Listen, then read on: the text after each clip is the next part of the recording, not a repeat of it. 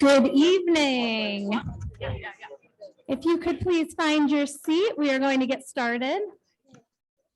Good turnout. Thank you for being here. We are a blessed community, so thank you. And we are going to start in prayer. Father, we praise you for this community and your purpose for it. We know that when we gather together, you always have a divine agenda, and we love you for that.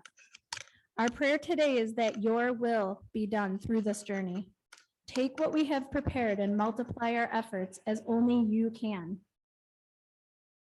Steer our intentions to align with your will. Remind us of your faithful provision when our efforts fail us or fall short. Blanket us with your peace today, Father. Keep the love and core mission of Spiritus Christi at the forefront of our minds today, and the guiding light for all we set out to accomplish and celebrate. In Jesus' name, amen. Yeah.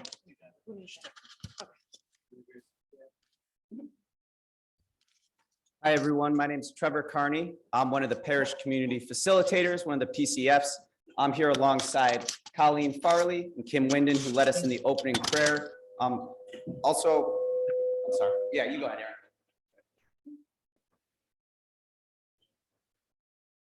Yep, and the other PCF members who were unable to make it tonight include Dave Winden, Matt Liston, and John O'Gorman. And then I'm also tasked with introducing the Spiritus staff who's on hand. So I know they're.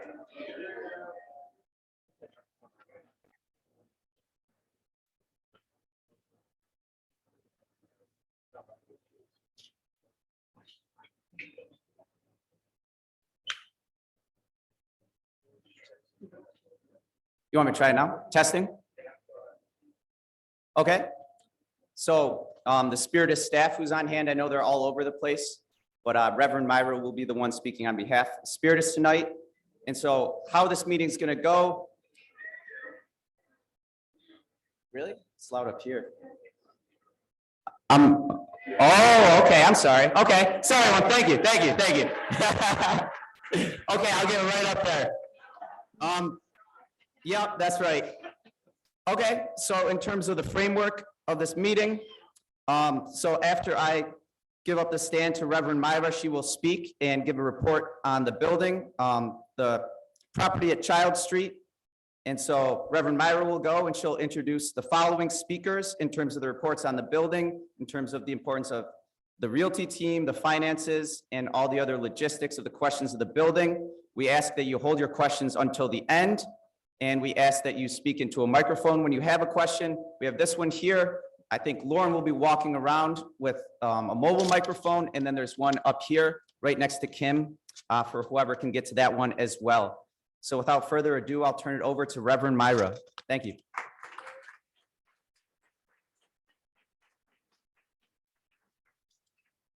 Wow, this is wonderful. I think this is the largest group we've had at a parish meeting. You got to give yourselves a hand.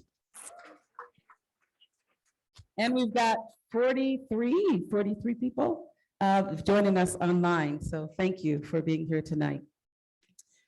One of the things that I realized is that there are many people who were not at our first meeting. And you can let me know if my voice starts to descend and you can't hear me. So I thought I'd start by just kind of doing a recap for those who were not at our first meeting. How many people were not at the first parish meeting? Yeah, there are a lot of hands and a lot of them online. So let me just do that again. We joined at our first parish meeting and we had a conversation about dreaming into our 25th anniversary. And Aaron's gonna put the PowerPoint up there as I'm talking. When we started talking about our history of being Roman Catholics, and the timeline was that in 1998, we were fired and we split from the Roman diocese, Catholic diocese in 98. We started at Salem in 1999. We started Hochstein June 20th of 1999. And we started here at Dupsy in 2003. And we had three goals when we started as a new community. One was to stabilize our outreaches, get our outreaches up and running and stabilize them. The second was to grow our new community. We were a new community. We had a few hundred people, and now we're well over 1,500. And we wanted to maintain our interfaith commitment. And we had an interfaith relation commitment that has served us well over the years and continues to serve us in our partnerships, particularly with places like Emmanuel Baptist Church, as well as Downtown Presbyterian.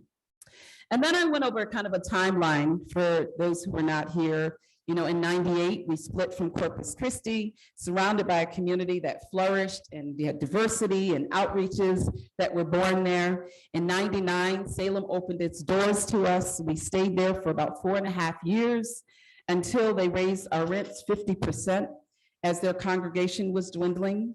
And they began to struggle. And June of 1999, we began our 9:30 Mass at Hochstein. In 2003,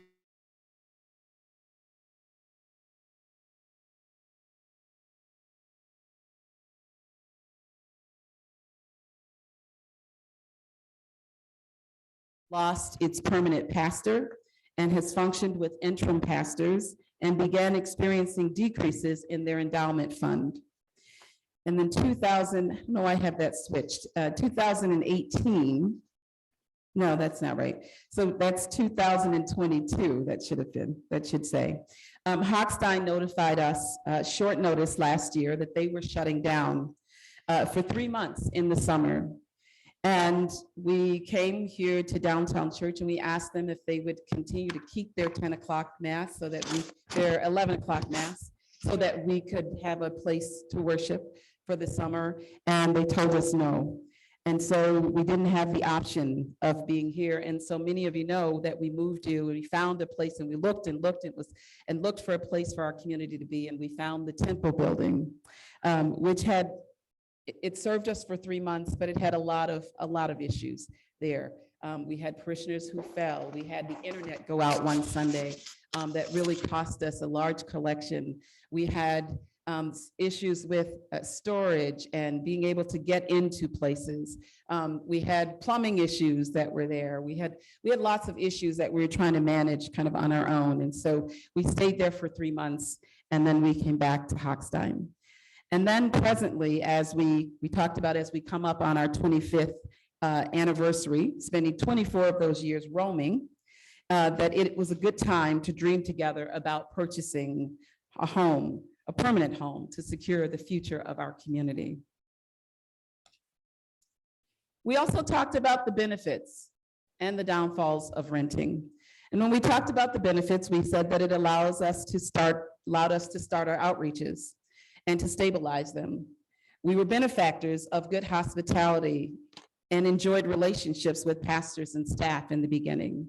We were able to grow our community. We were able to spend our resources on people in our programs, and we didn't have to be responsible for major building repairs. The challenges to renting were that there was no long-term security in renting. Currently, we don't have a community around us. Downtown Church lost most of its tenants, and so we began getting the higher percentage of increased cost because many of the tenants left, especially during COVID. We don't have control over availability of space. We don't have control on whether the internet works or not, or how the space is going to impact us, or who gets to use it and when they get to use it. We need more options for funeral receptions with larger groups. Celebration Hall is it's a big hall, but it's rarely available for our funerals. We stuff people in spaces that are overcrowded, not giving them the quality that they deserve, the quality that is Spiritus Christi. We cannot always guarantee sometimes the funeral date itself. And finally, one of the biggest challenges is that we're growing and we need to have space to expand and to have control over that growth. And we've always struggled with adequate parking. Currently here at Downtown Church, what we have is 25 to 30 parking spaces, and that's kind of what we've been living with for 24 years. The other thing that we shared was our financial investment to date. And I'm going to call Mike Ramick up to just give that picture for you again, especially there's so many of you who were not here for the first meeting. And then I'll step back up.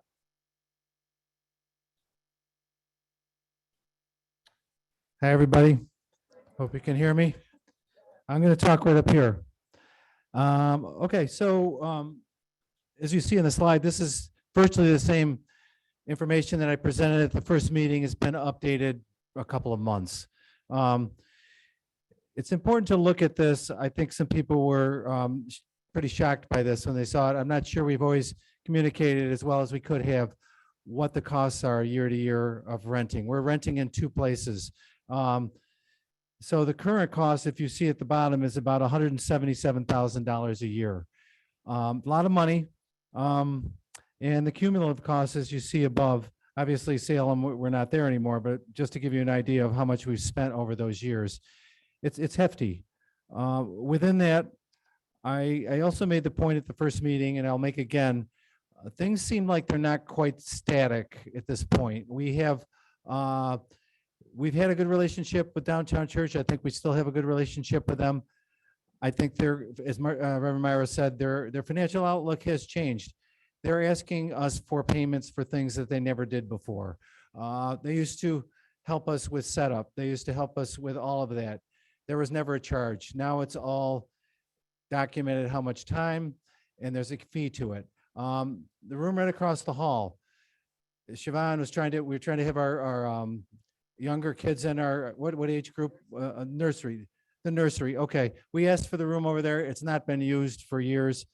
Yes, you can use it. We got in there. Siobhan said, "Oh, it's got a radiator. We can't have little kids next to that. Do you have a radiator cover?" "No, we don't have one." "Could you look into getting one?" "Yes, it's going to be very expensive. Can you put in money for it?" So we had to put in $1,500 to make that room accessible to us. We have a sound system down in the church. They put in a new sound system, and we have to use the sound system. So we said they asked us for a contribution to that. We put $5,000 toward that. They wanted to put in a video system which we could use. So Aaron and Davis were talking to them about what kind of system are you getting? They really wanted to get like a Mercedes-Benz system. And they said, "Well, I'm not sure we need that much." And they said, "Well, that's what we're getting. How would you like to kick in on it?" And we said, "No, I don't think we do." And they said, "Great, don't use it." So these things are happening. I'm not here to cast aspersions or anything, but I think, and the other thing I would say is, I've had two conversations with them now where the topic was raised of this particular room. "Hey, the roof was never done properly here. We're going to have to do a major renovation. How'd you guys like to kick in on that?" Our question was, for a room we can barely use, why would we do that? So these are things that are happening. So I just want to say that this is a document. This is all factual information. It's not necessarily static information. Things are changing. This was part of the reason why we were looking at and being potentially homeless last summer, where we started to talk about, there's some advantages to renting, but you don't really have any control. At some point, either of those bodies could say, "We don't want to rent anymore," or your rent has to go up a lot more. So that was part of their impetus to at least look at the possibility of purchasing a building. So, thank you.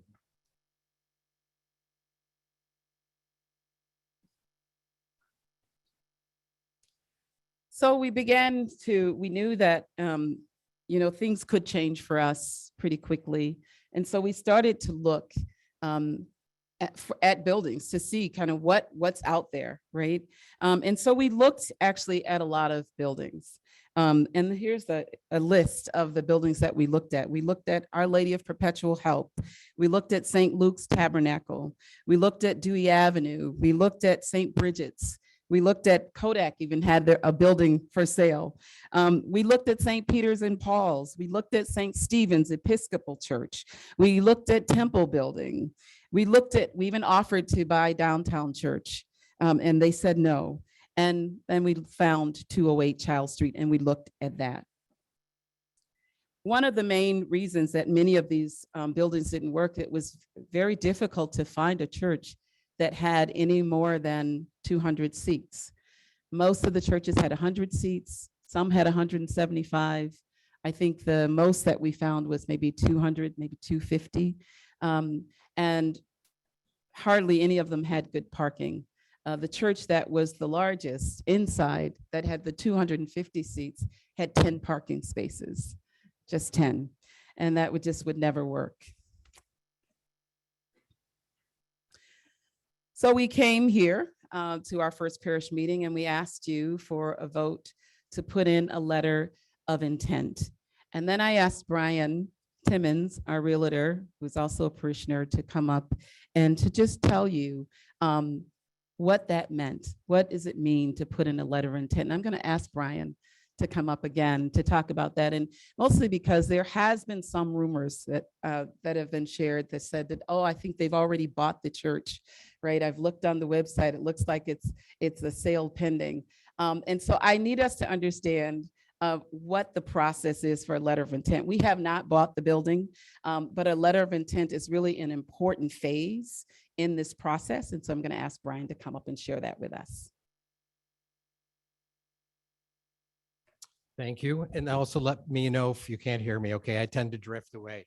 So as Myra said, yes, I am a parishioner. I've been around for 33 years. My wife and I were married at Corpus Christi. Our son was baptized there. I've taught a lot of your kids in junior high youth group with Mark and Siobhan. So I've seen all the changes of all the different places we've been. And when the call came in, could I help take a look at different buildings? You know, I look daily as to what buildings are out there, and there's not a lot that are there.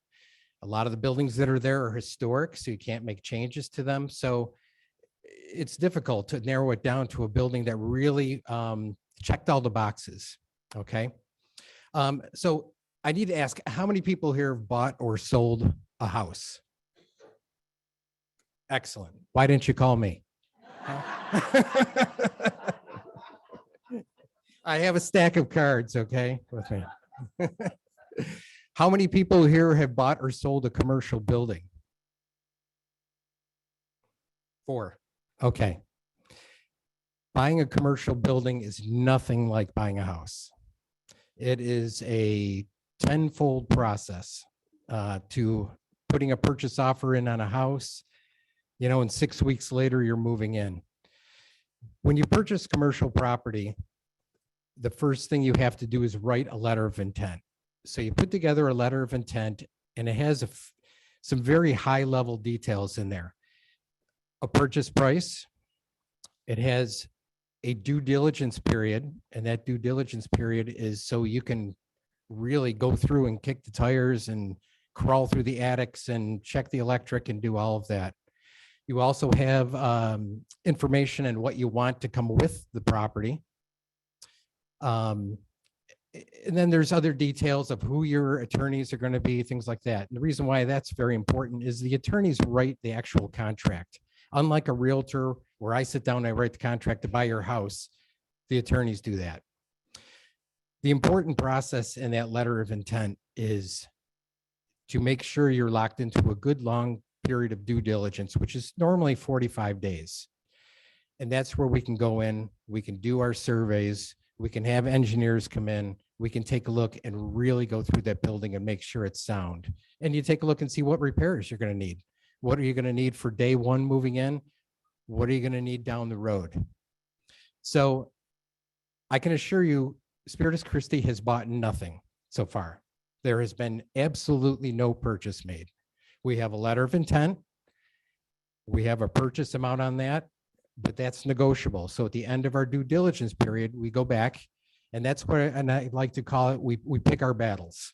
So we take a look at all the things that the inspectors have found, and we really look at all the safety, health and safety issues, and we take a look at how we may want to have them discount the price. And we can get into more about that later. But the price is not set in stone that we put in the letter of intent, but at the end of our 45 days, that's when we go back, we crunch all the numbers and we make a decision. But the first step is, do we move forward with that? So that's the letter of intent.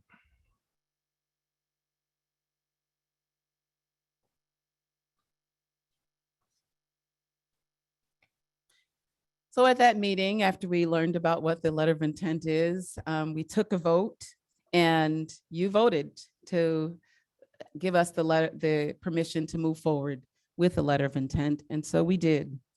And then we said at that meeting, what's next? What's next after the letter of intent? And what we said would be next was open houses to see the space. And then a second PCF, which is required from our structure document, to really discuss concerns, joys, and whether it meets our needs.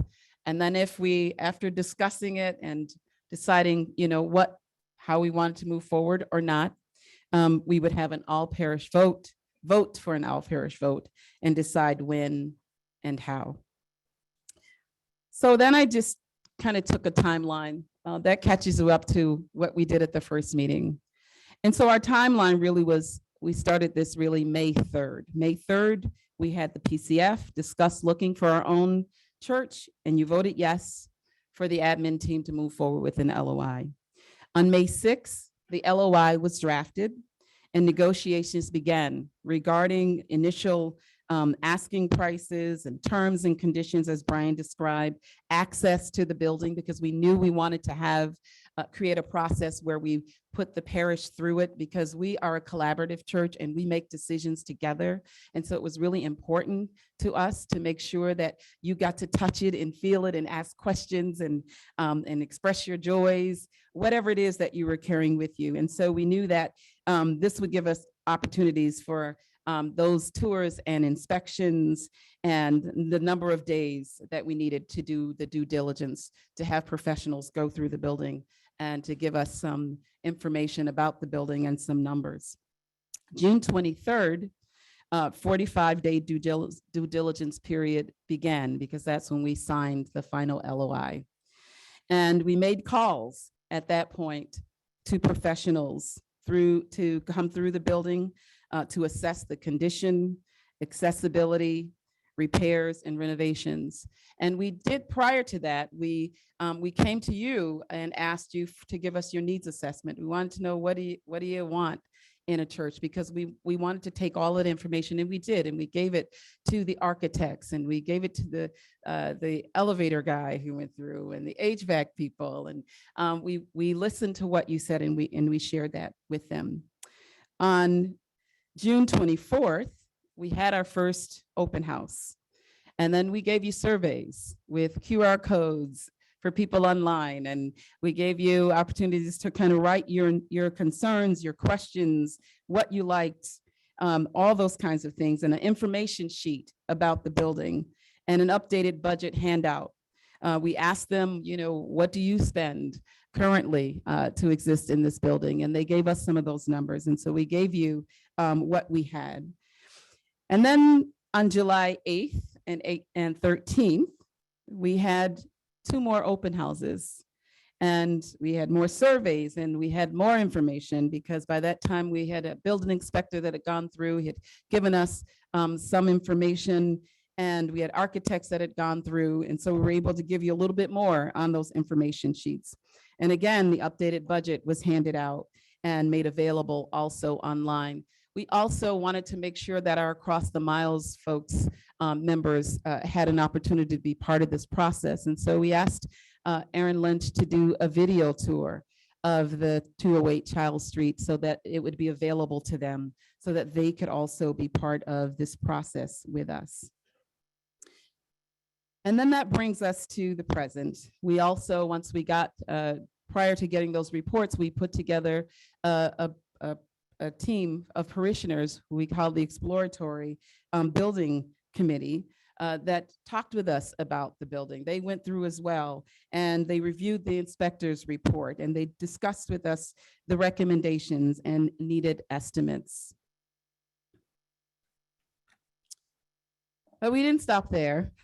We also wanted you to know that you filled out those surveys. There were over 250 surveys. And Lauren and I went through every last one of them because it was really important to hear what you were holding, because we were holding some similar things. And these were some of the concerns that we heard that kind of rose to the top of the list. We heard concerns about sanctuary size. And so when the architects went through, we said, you know, the parish is really concerned about the sanctuary size. Can you give us a drawing and tell us what we can do to enlarge the sanctuary? Some of you saw some of those drawings as you came in. If you haven't, please make sure you take a look at that. There were concerns about the balcony lines of sight. And so we talked to the architects about that. And they said, you know what, we can raise the altar and we can do something about that and fix that problem. We talked to them about the choir and musician placement. And so we had some ideas about what that could look like. We talked about adequate religious ed space, and they gave us some drawings and said, you know, we can open up and make those classrooms a little bit bigger so that they fit the size that Siobhan wanted for religious ed. We talked to them about accessibility. I actually called an elevator guy and had him come in and said, this building needs to be accessible for everybody, especially those who are disabled, because that's who we are as a community. And so we got an estimate about how to put in a lift on the first floor that would take people both to the second floor and folks down to the basement. We were concerned about water damage, and so we had a roofer come in and look at the roof and tell us where was the water coming from. And so we got an understanding about that, and the building inspector found out what that was coming from in the report. There were concerns about asbestos and mold. Our report again showed that it was not black mold, as some people were very concerned about that, that it was the kind of mold that just, you know, you get some ammonia and bleach and you kind of wipe it down. There were concerns on the surveys about parking and safety.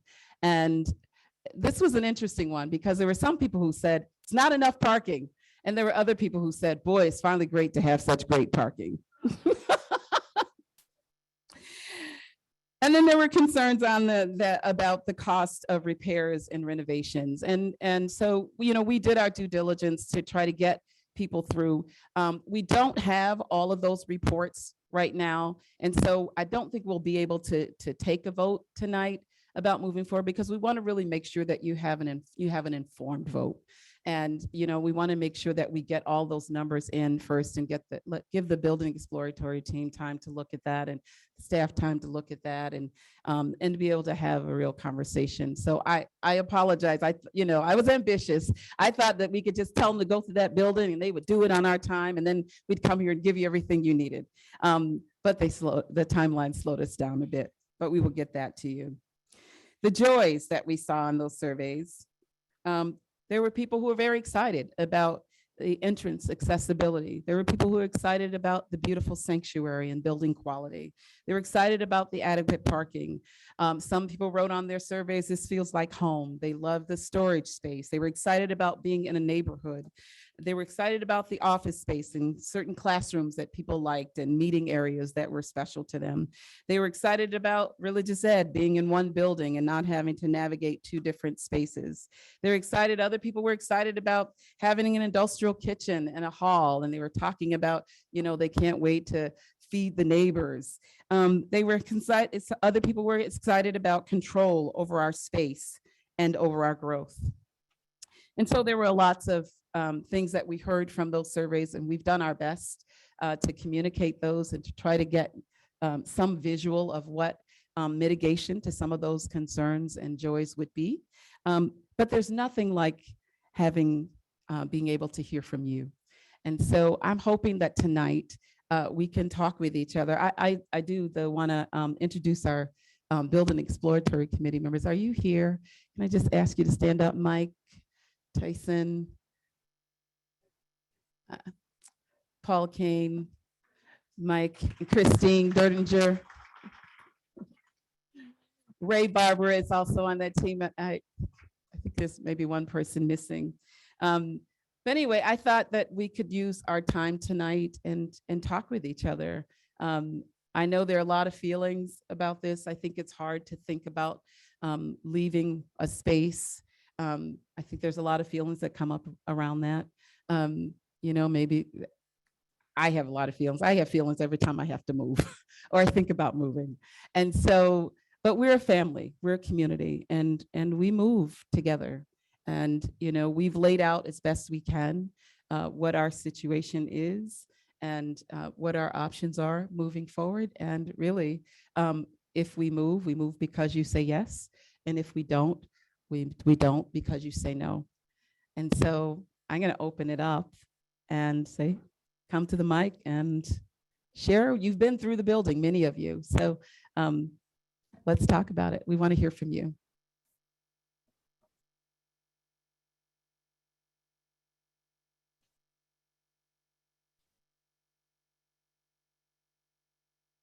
Hello, my name is Pat Lane. I'm a retired lawyer, and I've been involved in commercial real estate personally as an investor and so on now for sometime prior to 1980.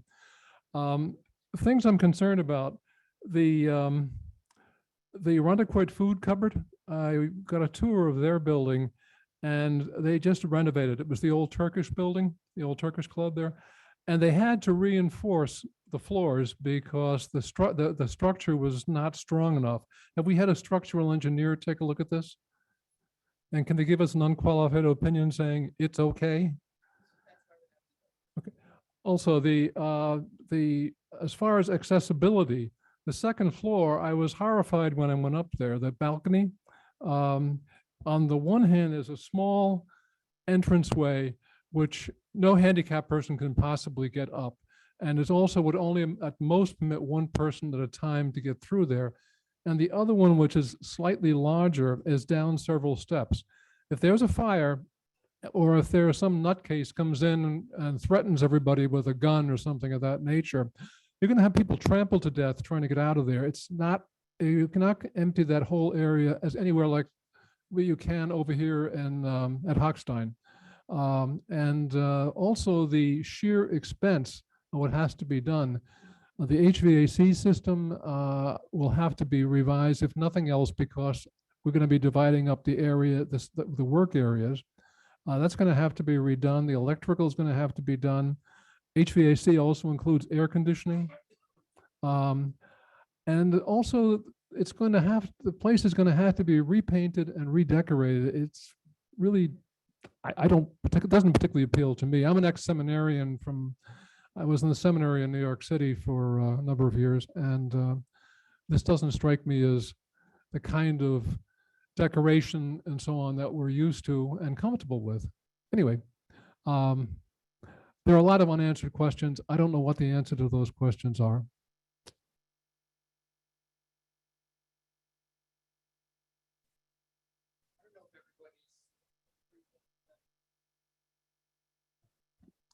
I don't know if I just want to address the accessibility to two different floors. I'm not sure if everyone has had a chance to take a look at some of the drawings.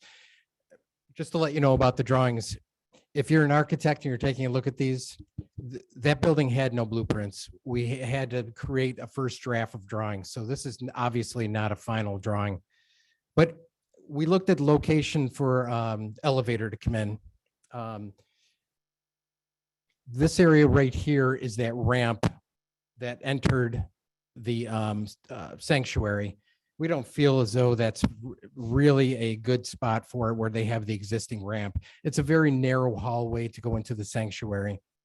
So we're looking at the other separate door over here. It's a much larger door, fire door, having the ramp relocated to there. And then just inside of that would be an elevator, a lift that would go up to the second floor.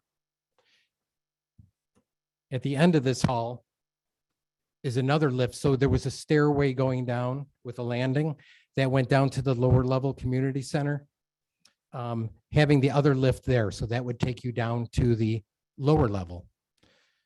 So we would have two separate lifts. We didn't want to put a lift in. The cost of a lift to go between all three floors will be astronomical. It acts as a chimney if there was a fire. So it's a totally different structural build. But looking at these single story lifts was a much more economical solution. So we have the two lifts there, and then possible relocation of the the ramp going in. And there is the fire escape. I don't know if, obviously, probably people didn't see that. Yeah.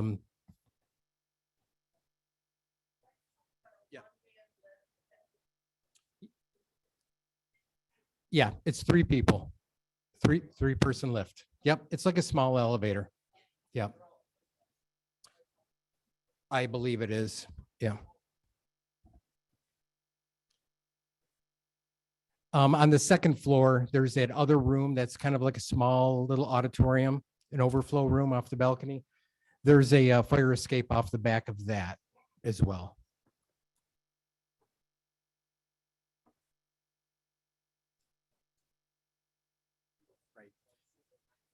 There's actually, yeah, as many doors in that building as there is in Hochstein for exits, fire exits. So, you know, staying with the fire code. Right now, the first floor of the sanctuary area is fire rated for 291 people occupancy. The balcony is 197. And so that's what it's currently rated at.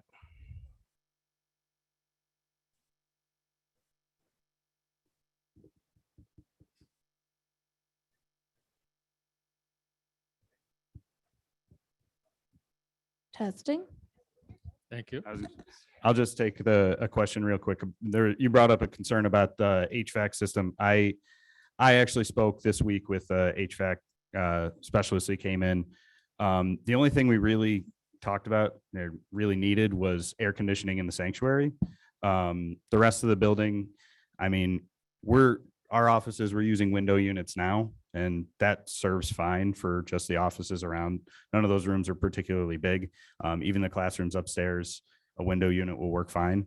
And as far as heating goes, the building's fine with heating. Like, we don't need to change any systems there. So it would just be installing an air conditioning system in the sanctuary, which is not particularly difficult. You know, they make these, I don't know, the mini wall splits. I don't know if you guys have seen those. They actually make ceiling ones as well. And there is access and electrical up to the ceiling. And the guy who I talked to said, oh, that's really good, because mounting those on the ceiling is going to be way more effective than the walls. So we're actually in a good position to, with that space, to put air conditioning in the sanctuary.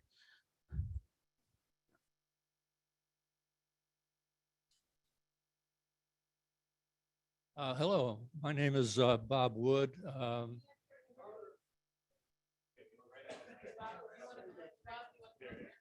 Hello, my name is Bob Wood. Can you hear me? I'm a retired CPA and one of the 1998 original excommunicants. Okay. Okay, I have some specific questions. First of all, looking at this projection that's on the website, it says the mortgage is $475,000. Is that the purchase price of the building itself without improvements? And if not, is it negotiable? Purchase price without improvements, yes. It is without negotiating any of that. We have to put 20% down. So 525, excuse me, was the purchase price that we negotiated with them, and then we would put 20% down Okay, thank you. without improvements. But we Okay. also were talking about negotiating that because of what Brian was saying about things that we think they should pay for. Okay, thank you, Mike. Yeah. So big question is the improvements and the renovations and the initial costs, which would involve the down payment, as you mentioned, Mike, closing costs, perhaps legal fees, architects' fees, engineering fees. I know we don't have a handle on all of that yet. Those reports are to come in. Yeah, none of that is on there. Okay. So I apologize for that. That's to be determined. Can you give us any estimate of a ballpark figure of what those are going to be, and where are those funds going to come from? So as far as, when maybe somebody from the exploratory committee even can mention this too, but we talked about, as you are with any building like this, you're acquiring a building, you're talking about improvements that have to happen. When? When do they have to happen? These are ones that there are certain ones that have to happen immediately. Okay, what are some of those? We say accessibility, obviously anything with the fire and safety has to be done right away. We wouldn't want to move in there without some improvements to the line of sight, the altar, the balcony. So those are things that would be part of a separate piece that we would be going for a loan for, which would be the initial capital improvements. Okay, I don't have a figure for that. And then as we go forward, we looked at this report from the engineer, who, by the way, said, for the age of this building, it's in great shape. That's one thing he said. So, okay, it's 1847. That's a long time. It's an old building. But, you know, he said that, but then we would look at things like, what do we want to do in 3 years? What do we want to do in 5 years? And develop a capital budget for that, like you do with any commercial building. okay, so Does I that make sense? understand that all of the improvements don't have to happen Right. on the get-go. Come on.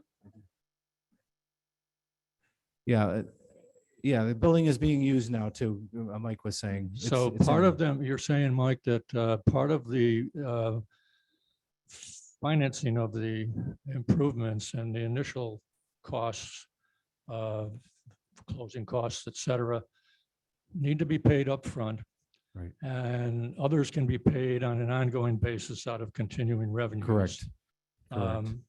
So, And that's a very incomplete report because I don't have the, we don't have the capital improvements amount. for the so, first so we year. still don't have a ballpark figure on what those improvements overall might be. We were hoping we'd have them by today, Yeah, but we yeah, had a lot of trouble okay, getting the okay. contractors in. Yeah. But the funding would come out of revenues for those that don't need to be done initially, and maybe a loan to finance the initial. There really will be two lines there, the mortgage and then whatever capital improvements we're doing up front would be also financed. Through the mortgage? A separate line, yes. Through Oh. the mortgage, yes. Through the mortgage. So the mortgage would have to increase It would, over here, yes, which raises the cash flow. it does. Okay, all right, It I does. understand. People Look- were asking me for a basic baseline budget and I gave them the best I could, but I didn't want to put down $3 million for improvements when maybe it's, Yeah. you know, So 100,000. you probably want to rework this as we get harder numbers. I will. Just looking, Mike, at the projection on an ongoing basis, I think we're missing a few things. One is maybe security is a line item that we have been using, and there's no, So just to say my methodology in putting this together, I didn't say, this is our whole budget. I said, what things are we doing now and what things would change with the new building? The security is not expected to change. We're going to still be paying for security expenses. The only thing I put on there was there's a potential that we need a little bit less security because right now, remember, we're in two different buildings. Yeah. So we have two people over at Hochstein and then we have one person over here on Sunday. So we're paying three people every Sunday. however, if we were to do a real projection of what we expect our costs to be on an ongoing basis, that would decrease the projected savings. And I recognize that we're would. we're looking at $100,000. His point is just that with these figures come in and we don't have them yet, it will change the amount of money that we would save under this projection. It Yeah. will go down. No question. But We'll have to finance Yeah. the early, the numbers may change, but I don't think that the savings are still going to be significant. I think they are. And for that reason, I would, And we have control of our building. right, Okay. important, okay. Okay, those are the only questions I had, Mike. Thank you very Okay. much. And Yep. I Thank must you. say that I'm personally in favor of the purchase. Can I say one more thing? But I know Judy's ready to go. So one thing I will say is, another thing you have with a building you buy is you have equity. You're building equity. So let's suppose you want to move a ministry or start a ministry or whatever, you need another building. You have something to use to be able to get with the bank, to be able to have credibility towards that Sure, building. So Sure, anyway. yeah, okay. Thank you, Thank you, Bob. thank you very much.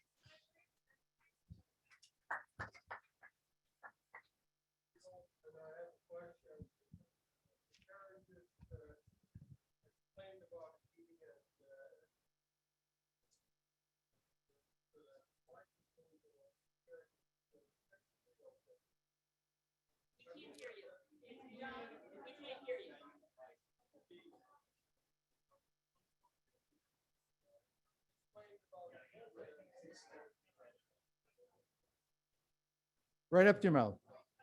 Way up.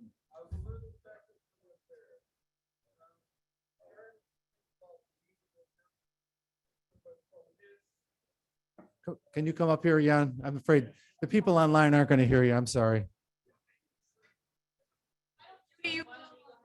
Go ahead, Judy. Hi.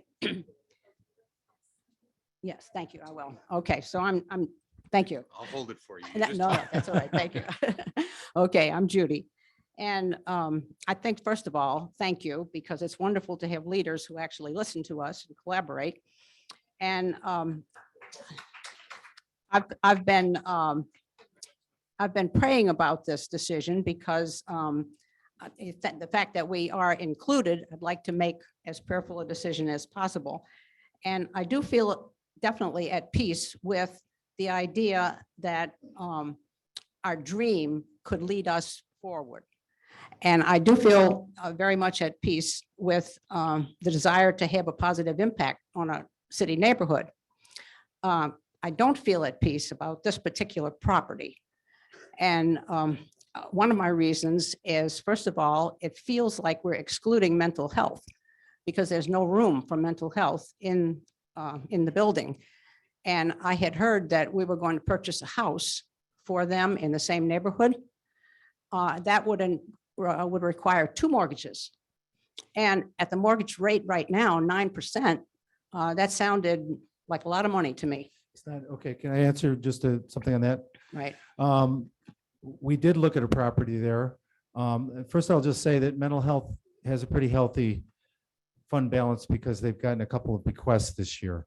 They're not worried right this minute to be able to pay a mortgage, but we did look at a house in that neighborhood, and they happen to think that there might be some value in either continuing to rent or buying a house that's separate, because remember, mental health services, there's a level of confidentiality you want. And everybody here, as wonderful as the mental health center is, they're walking through the door, they're seeing people. There's something to be said for having their own facility. Does that make sense? Having their own building. They would perhaps want to be in the same neighborhood, but maybe not in the same building. But would they be like separate in the sense of Nielsen House and Grace of God, where, you know, they take care of all of everything themselves? Or would we as a whole church be responsible for things like security and, you know, helping with the mortgage if they don't have funding and things like that? Yet to be determined, but I think we're supportive of all our outreaches. Mhm. We would never leave them on their own. I think it's just a question of what they want. They're talking with their own board about what they really want.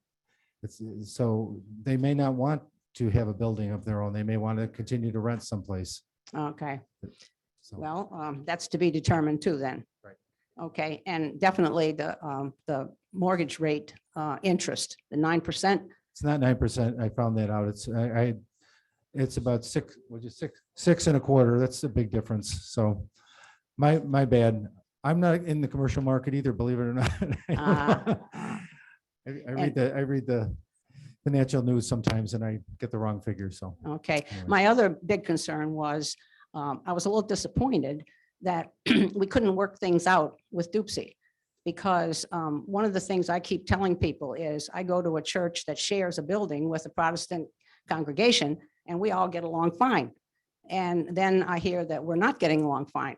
And I thought that maybe we could negotiate a little bit more with them and stay here long enough so that then we can find a property that meets all of our needs without all these many renovations.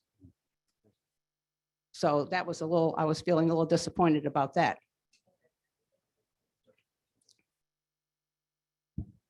One of the things we have to remember is this building, Doopsy's building, is assessed at over $2 million. So it would come with a $2 million price tag if we were to buy it, which is far more than what we're looking at and far more than the improvements on the other one. So this building is quite large. You know, they spoke to us about the value of the stained glass windows, the Tiffany windows, Mhm. and wanting over $1 million just for those. So the price was going up and up and up. But they didn't even want to take a look at a letter of intent from us. Okay, but that would be for purchasing. But I'm saying, can we stay here as a renter and just work things out with them so that we can get a fair price? And at the same time, give us more time to look for a property that maybe doesn't need so many renovations.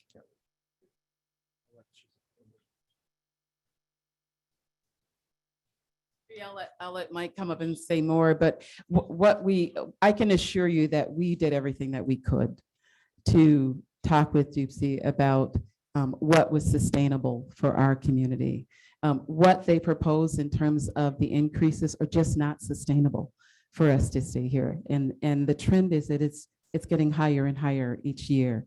So, I mean, we could stay here and run out, or you could make the choice to buy your own building and actually have some control over how sustainable a community can be. And I'll let Mike say a little more about numbers that you're concerned about. Okay. I guess I just say in terms of process, so that we can let a lot of people speak, maybe just keep it to a question or two. I'm happy to answer questions after or whatever, and we'll have more opportunity, but there's lots of people here, so I like answering questions, but I could, I could. Okay, my decision is to be determined. Okay.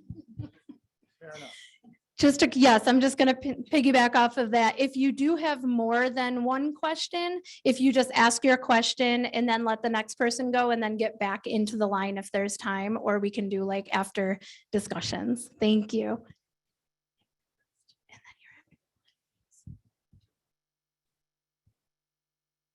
Hi, the question I have, my name is Jan.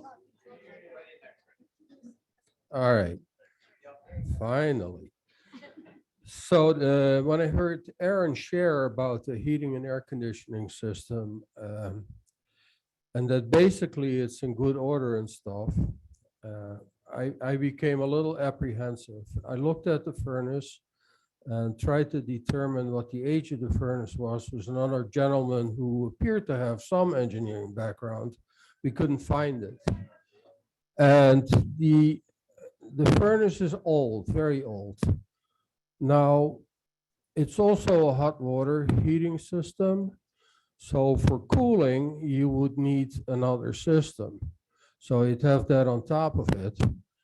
But those, I had to once in my student years, was involved with replacing a furnace, and they're hugely expensive. Also, there's many zones on that furnace with the technical stuff behind it. So I have concerns, what is the remaining lifespan of that furnace? You know, and also what is the efficiency of that furnace? Because back then they weren't very efficient. And, you know, that has a big impact on our cost of heating and cooling for that building. So that's it. Thank you. Okay.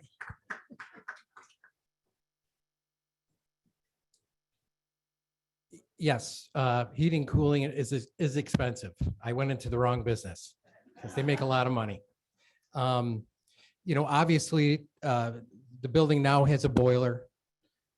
Boilers last a long time. I'm in buildings all the time. They have 50-year-old boilers and they have a lot of life left in them. We're fortunate that that boiler there has records where they've serviced it every year. A lot of parts have been replaced on it. But yes, it's probably coming, you know, to the end of its life. It could be, you know, we could get another 10 years out of it or so, or, you know, maybe less. But when they did the initial inspection, they said it was in great shape. There were a few leaks, and that was causing some of the water leaks we saw. And actually that was causing a couple spots we saw mold because water was dripping down from that boiler and puddling up and causing some of that really baseboard type of mold. So it was an easy solution to clean that up. Changing to a new boiler, a more efficient system, you know, you get your money back in the long run. To change over to a forced air system in there, be very difficult. And you'd be very hard pressed to find any large, older building like that, especially a church, that has a forced air system in it. A lot of them have boilers. So, well, that's why the HVAC company that came in, they're working up numbers to put in mini splits. So those would be mounted in various areas in the sanctuary for cooling in there. And they work extremely well. As a matter of fact, I see a smaller version of those in new build houses now. I see them in cottages. Everyone uses that for heating and cooling. So that's the solution we'd be targeting. Yep. You're welcome.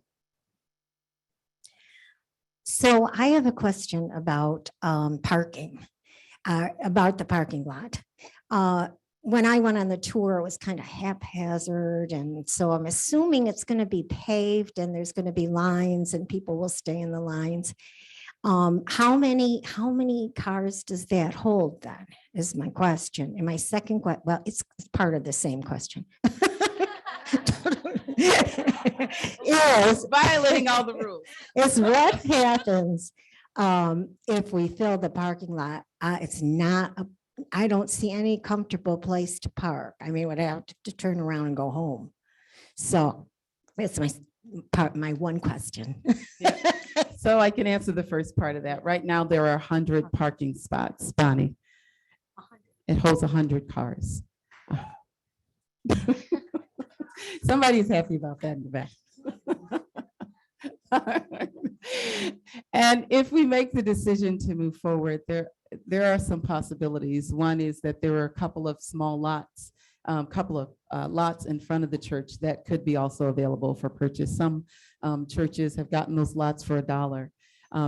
So there are options. If we needed more parking, we could certainly figure that out.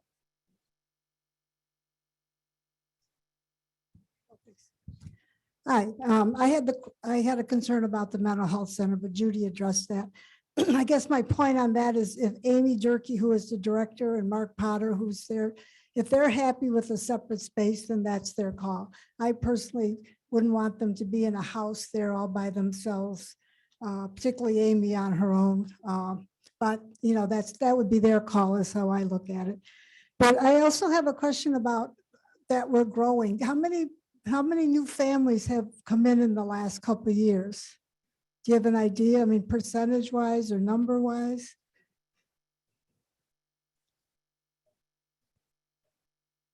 Guess not.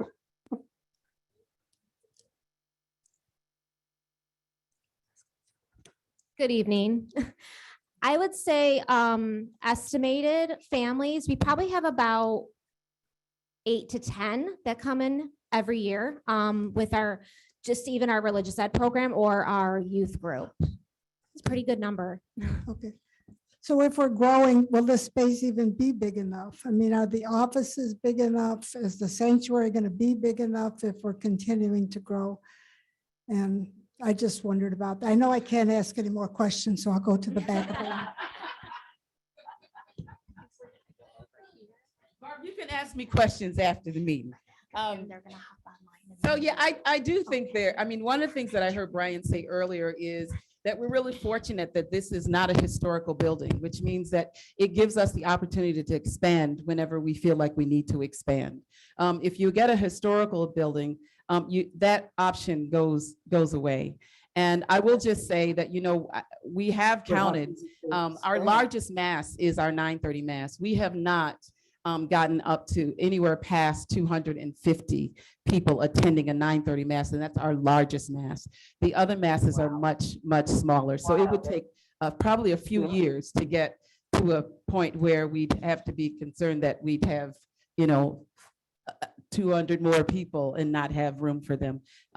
Currently, we would have room for everybody that would join us probably for the next 3 years at least.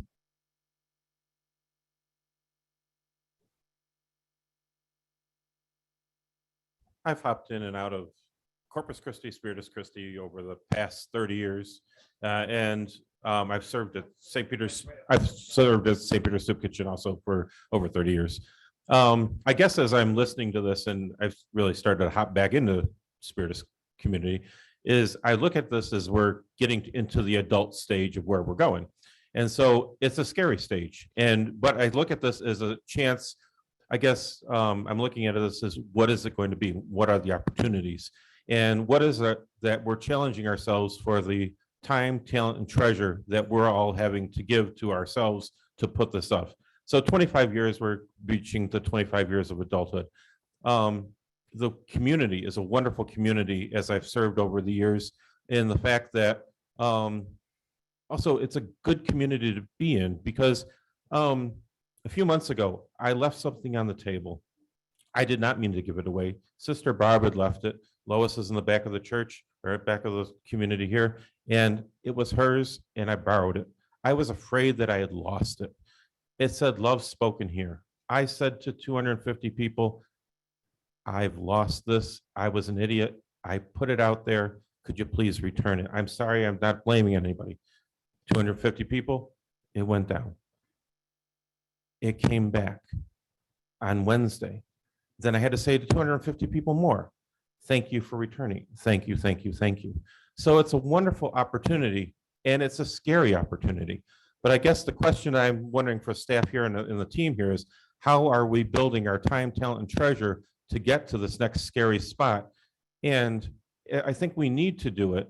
I like the St. Peter's option as an option, but I think it probably may be the option with only 10 parking spaces, but I don't know. But it's a large space, but it's historical. It's hard to move. So I see options there that would criticize it. However, it's a good opportunity to, it's scary, it's good. I wonder what it is, but I've seen wonderful opportunities. I was at Sacred Heart Cathedral when they did the renovations there. They wanted to put the narthex out the front of the church. They ended up putting it on the side of the church. There was a lot of concern.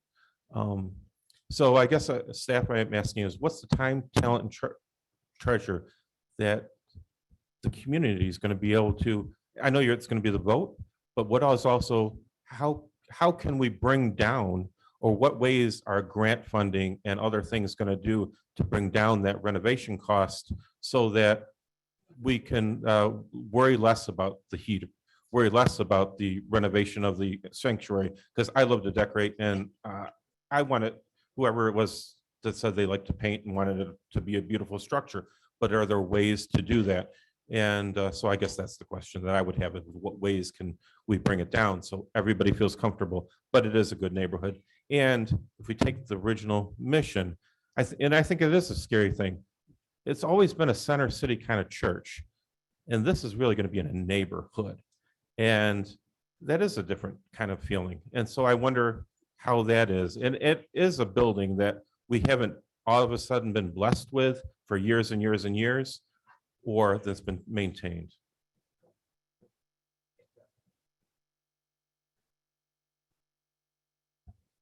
Hi, Mark from the Mental Health Center, with Eileen Hurley and Amy Durkee.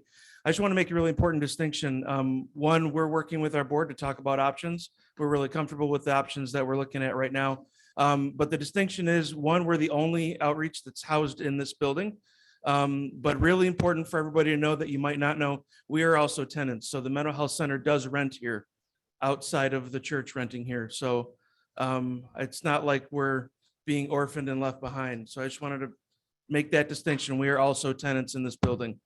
So thank you for those questions.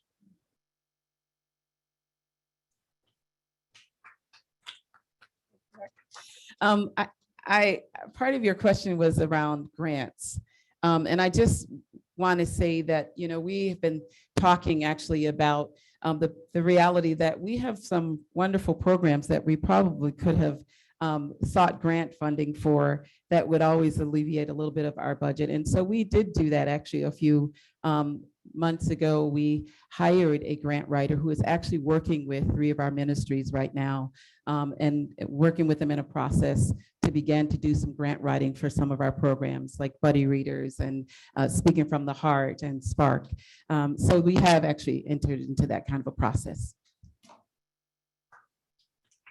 Okay, Aaron, do you want me to read off whatever questions you have on the Zoom? Because we're going to cut to the online questions. Okay, so just the top one. Okay, so the first question we're looking at on the Zoom call is that it says, so there is a large parking lot. It appears it needs total replacement. What is the cost of this? And when is the expected time to do so? And it's. Okay, that was the first part. And the second part was, how much time do we have to make a decision? When is day 45 from the submission of the letter of intent?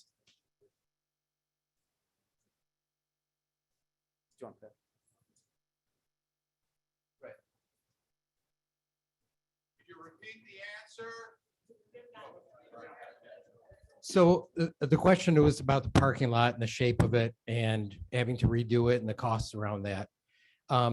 So right now, the current church that's using that facility, some of those lots are not fully permitted for parking. They've always been using it for parking, and the city's always let them use it because there's just gravel down. Once we pave over that, before we pave over that, a permit process would have to be sought by the city. So now the city definitely wants, does not want that property to be vacant. They're going to be moving out soon. Just so I can back up a little bit about the process when you're buying and selling a church. Depending on the denomination, a different entity, legal entity in New York State has to bless the purchase. So sorry for the pun. So a non-Catholic denomination, the Attorney General's office has to okay it. The current tenants in this church, they've been waiting for months for the Attorney General to okay it, and they just okayed it the other day. So they look like they can move out here pretty soon, in next couple of weeks. For their move, yes, to go, they're moving to John Knox Church, the current ones there, because their congregation is mainly from the Greece, Gates, Chili area. If we were purchasing or selling a Catholic church, the Supreme Court of New York State has to okay that deal. So there's different groups that get involved in it. And I know one of the other questions talked about, looking at some of the Catholic churches, we probably can't buy a Catholic church. So, and again, there were issues with the size. So for the parking lot, if we decide we want to do something more than just having gravel down, we would have to go through a permit process with the city.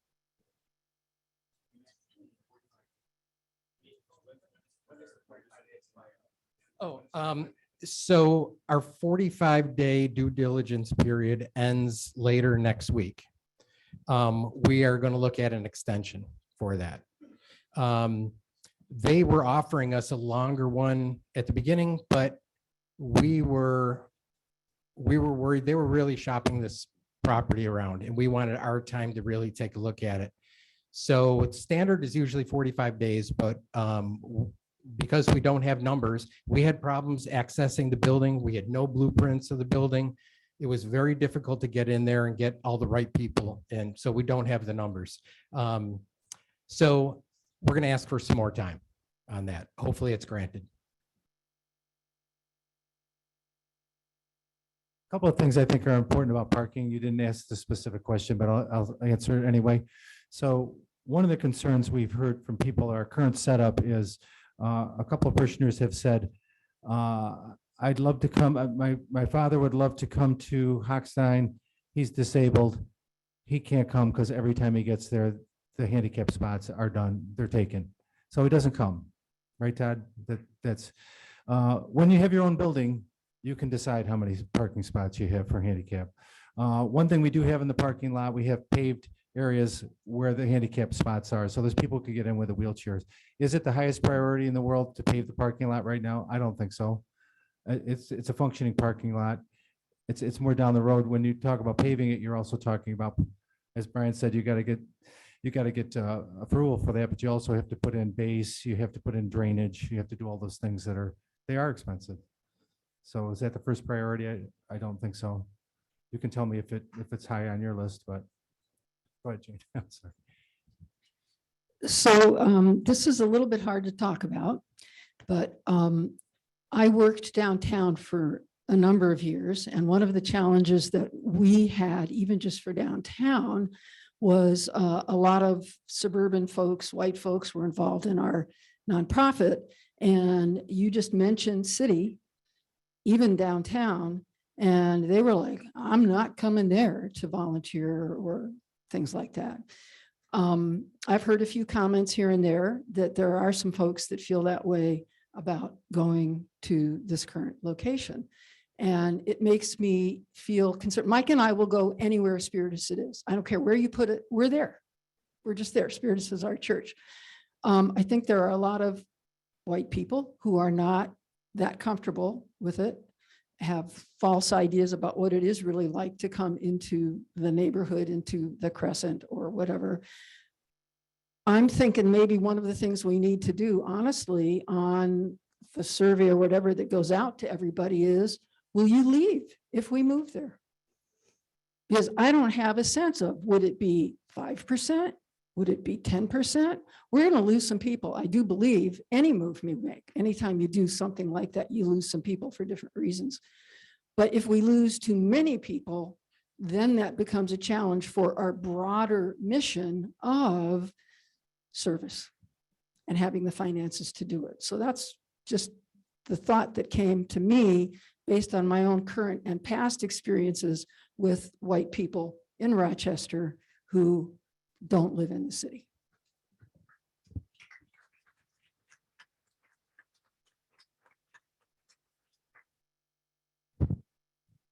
Thank you for that, Jane. I'll just say as a non-white person, that gave me an ouch because I'm a person of color and I grew up in the city. I live in the city. I love this city. And it does pain me when I hear things like white people assume that if they're coming in the city, there's going to be too much brown there or too much black there, and that's going to raise their anxiety. I hope that we've done enough work in our community on racial justice to not have that be the majority opinion in our community. I hope that we're not that kind of community.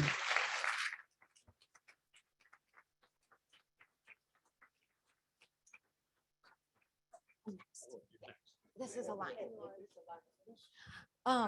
I just wanted to give a quick comment or a plug from somebody that has no experience with commercial real estate or HVAC, but is a mom. And I don't know how many of you guys are familiar with the religious ed program here, but right now, all of the religious ed classes take place in this building.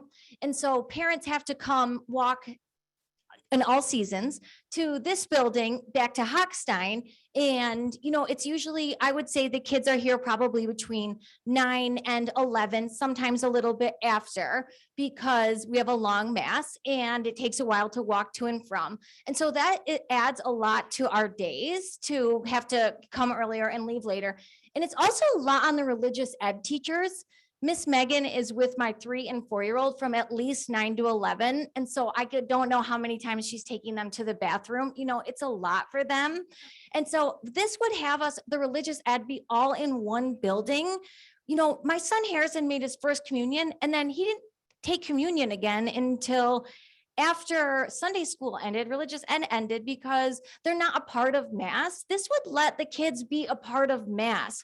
I really think that, like, we really want, if we want, I know that people have a lot of concerns, but my concerns is that there are families with people my age with young kids that come here. And I think that the more that we do to get them involved in church, and one thing that Reverend Myra said to me when I was talking to her about this is she said sometimes that kids phase out of youth group or religious ed and don't come back because they weren't exposed to mass the way that maybe I was growing up at not as cool of a Catholic church. And so I think that, you know, I just really think that this is a really good thing for the young families in our church that could have our kids be a part of it. I really am all for that. And I really trust our leaders that nobody's going to screw us over financially. So that's it. That was a really good point. As someone who's not a mom, I appreciated that. Hi, I'm Mary.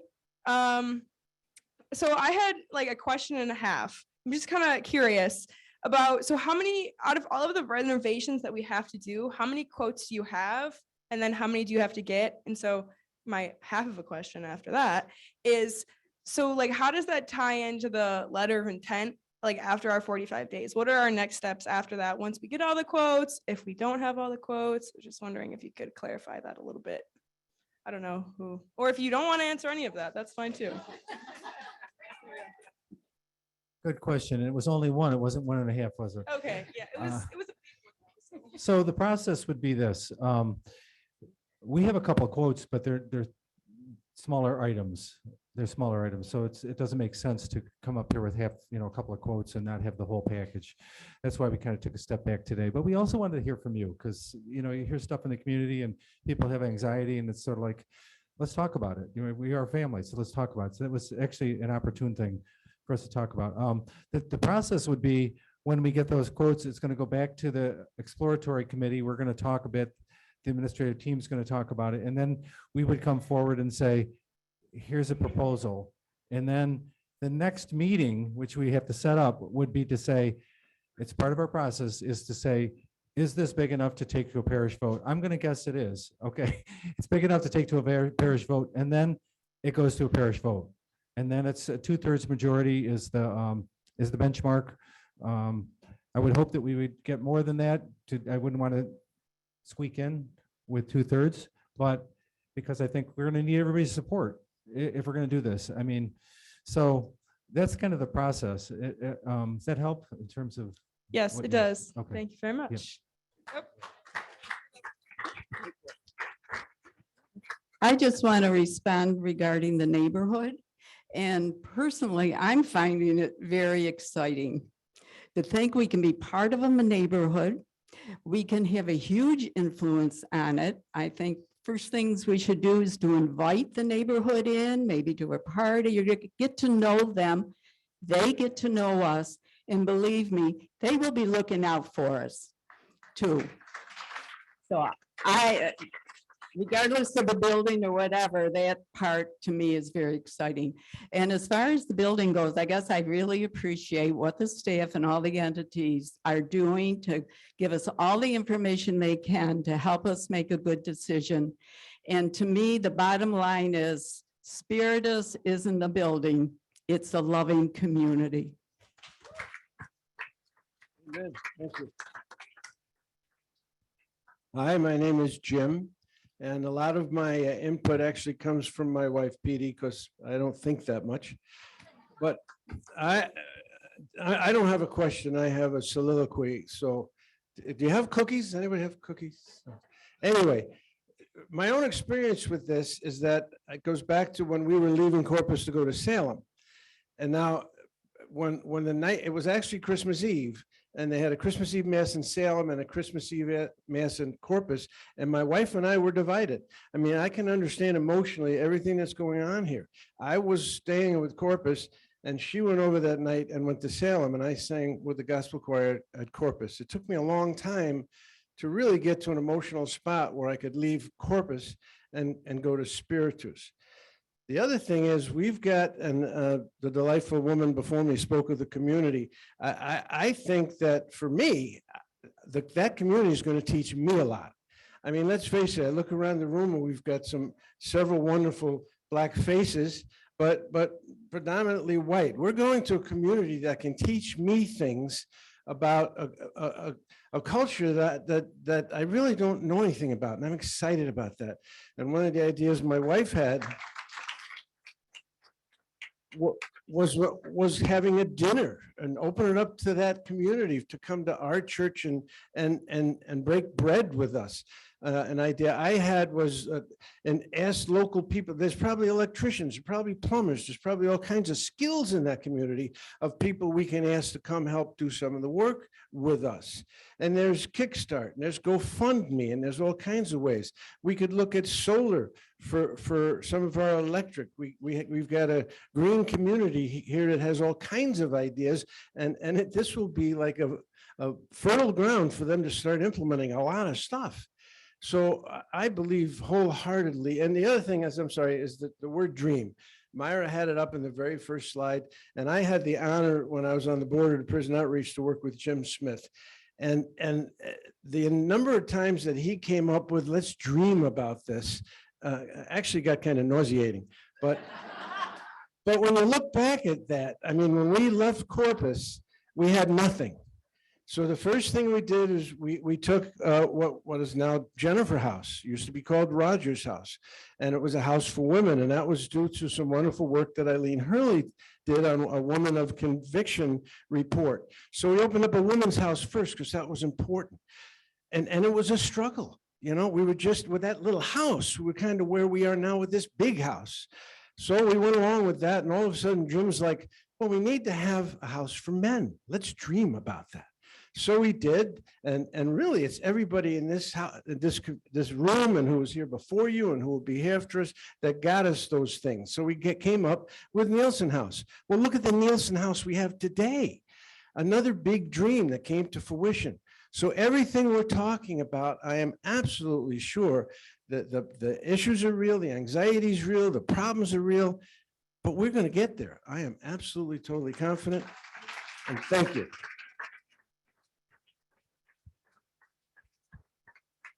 Hi, my name's Doug Haig. I just want to comment. I'm a Habitat volunteer in the Hammer and Saw.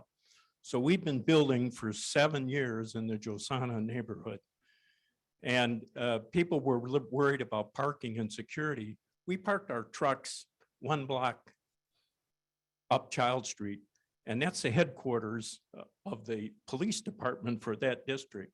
We never had any problems with anything parked in that lot. So if anybody is worried about overflow parking, go park next to a cop, and I guarantee you, you'll be fine.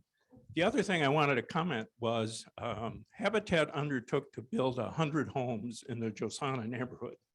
And you may not know it, but the way Habitat works is they build the house, and then the homeowner actually has to buy the house, but he buys it for what it is appraised for. So 7 years ago, when we started to build in the Josana neighborhood, the houses would appraise for the mid-60s. And we built 110 homes in the Josana neighborhood, and now they're appraising in the high 80s. So Habitat has been there before you guys, and they've improved the heck out of that neighborhood. So let's go in there and finish it off. Thank you.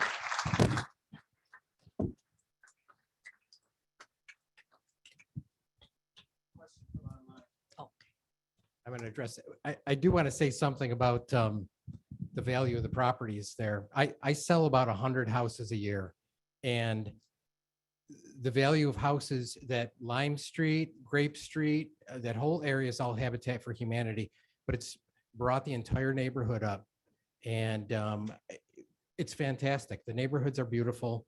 They're even turning empty lots into community gardens. There's just, the neighborhoods have grown so much. I've been over at 208 Child Street now. I can't count how many times since this process started. And almost every time I'm there, when I go out to my car, somebody comes out of a house and says, I heard you're leaving. I said, no, hopefully we're coming here. And they said, oh, good. We're hoping there's going to be a church and we can walk to church. And just hearing that each time, it makes me feel so good. It's a safe neighborhood. I'm there all the time. There was a question about asbestos, and I think, I didn't see the question, but is it about, was asbestos found? Yes. Yep. You know, you're going to find asbestos in every old building, and there's asbestos in that building. That old boiler has got some of the pipings wrapped with asbestos. You know, any house built before like 1978 has got lead in it. All those things are out there. It's just a matter of how you contain it and what you do. Our houses before the 1970s, we paint over the lead or we replace windows. Asbestos in a building like that, you can take care of it by encapsulating it. You can take care of it by removing it, but there's no problem with it being there. It's maintained. That's why when you have HVAC inspections every year or every 2 years, you have them take a look for that. Is it fraying? Is it breaking down? And then you'll need to do something to encapsulate. But it's very, very manageable. And we didn't see anything that was out of the ordinary in that building. It can be expensive if you're going to remove it. But so far what we've seen is nothing that need to be removed. Just to add a little bit to that, there's asbestos in this building. We wanted to replace the rug down in the hallway downstairs. They said asbestos all underneath it, but you don't have to remove it. Don't rip it out. Put the carpet over it. Make sure you encapsulate it. Asbestos, ladies' room tile, asbestos, all different places in this building. So I'm not scare you, but you've been walking around it. And we can deal with it. I think we can deal with it in the building. Thank you. I happen to live in the suburbs, but I come downtown a lot. I love going to Jiva and RPO and Little Theater and Cobb's Hill. But the last 2 years, I've heard of an awful lot of people say, I can't go downtown anymore, has been stated earlier. And I thought, oh, that's silly. Come on, that's doesn't make any sense. But then I started doing a little research and doing a little reading, and the mayor has said in the last 2 years that Rochester is in a state of emergency as far as violence. And I thought, well, that's somewhere else. That's not near this church. So I did a little more research, and it was kind of disappointing, actually. In the last 2 weeks, or excuse me, 2 months, there's been 9 recent homicides within two miles of that church. So I don't want to leave Spiritus, but I know people that will. They've told me flat out, I won't go there. If nothing else, you really need to worry about security. And that's true about any place, not just downtown, but in the suburbs as well. I mean, look at all the mass shootings that are in the suburbs in this country. But I'd be very, very concerned because you are going to lose parishioners if you're in a neighborhood that they don't feel safe. So I would really look at much more expanded security. The other thing, and it's not a question, it's a comment. There's a lot of information out here, and I'm part of the Parish Forum, and I hadn't seen half of this information. We're not putting enough online for everybody to see. There's slides that I've never seen, and it's like, wait a minute, when did that happen? So just be aware that there's 250 people here or so, or there's 230 that did surveys, but that's out of 1,500 people. We're not reaching everybody. We really need to be more aware of getting everybody involved, not just the same 200 plus people.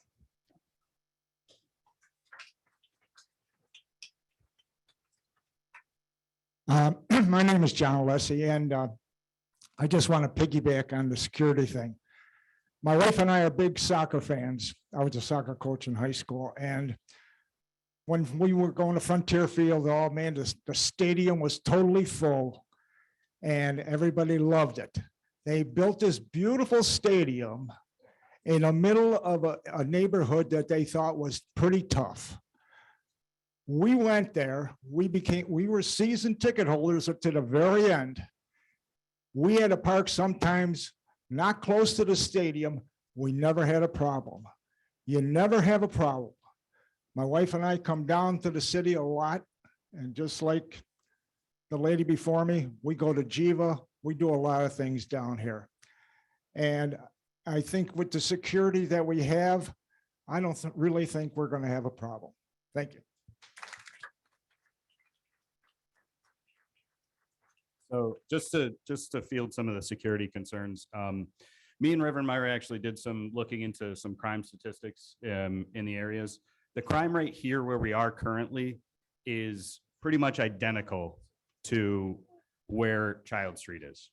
Like, it's basically the same. And we actually looked at, this area was even slightly higher, but we even looked at in the last 60 days, RPD has a map that you can look at for every crime reported in the city. We centered the map on 208 Child Street and counted in 60 days about 12 reported crimes, most of which were car thefts and burglaries. And then we centered the map around this location, and there was around 25 of the same crimes, mostly car thefts and burglaries. And just about the question, the point brought up of within 2 miles of that place, there's been a bunch of homicides. Where we're standing right now is within 2 miles of Child Street. So we are in that radius that we were talking about. So as far as safety and security is concerned, we're moving from the same to same. I mean, it's, if you feel safe here, you're safe there, because it is essentially the same, you know, statistically, it's almost identical, so. Just to your point about information, so Ruth Collin, can you stand up really quickly? Works tirelessly updating our website every day about the process. We have everything that you've seen, like the timeline and all of that is literally updated hourly at this point up there in terms of like the timeline. The slides that you saw from Reverend Meyer was the new information that was being shared today, which I know Ruth will put on the website tomorrow. So we're also always, almost every week, the bulletin, we're updating what's going on. So the information is not just word of mouth. It's in the bulletin and it's digitally on our website. Our website is just such a great resource. So I really encourage you, we're doing the best that we can to get that information out. So I encourage you to take a look. And all I would add to that is, as I was listening to Lauren talk and the concerns about security, I just remember that there is a congregation worshiping in there right now, and they already have a security system of cameras set up in that church right now. We would be building on that, but that is already in place, because they too have thought about security, because we're human and that's what we do. We think about security. One more piece on that. Part of the security is comparing what we have now to what would be over there. One thing we have now, and I'm not sure people are aware of this, we have 3 security personnel. I've mentioned it before. We have 2 at, generally 2 at Hochstein and then 1 over here. I don't think you realize how big of a route they have to follow to secure cars. You've got people parking across the street. You've got them on North Fitzhugh Street. You've got them on Plymouth. You've got them in 2 lots over here. You've got people in the Sister Cities garage. When they're checking cars, they're driving a big area. That's a big area to monitor. Compare that to a self-contained parking lot. Let's say it's packed. Let's say it's got 100 cars there. Is that easier to monitor with a camera system? So those are the questions that I think I want you to ponder. It's just from their perspective, they're saying it's tough right now with the parking to keep track of people's cars and to keep an eye on them. That makes sense. Beautiful segue for me. You're just great. You're perfect. Hi, I'm Jen. I'm a relatively new parishioner. I was hooting and hollering in the back. That's what happens when you let the Protestants in. I know you still love me though.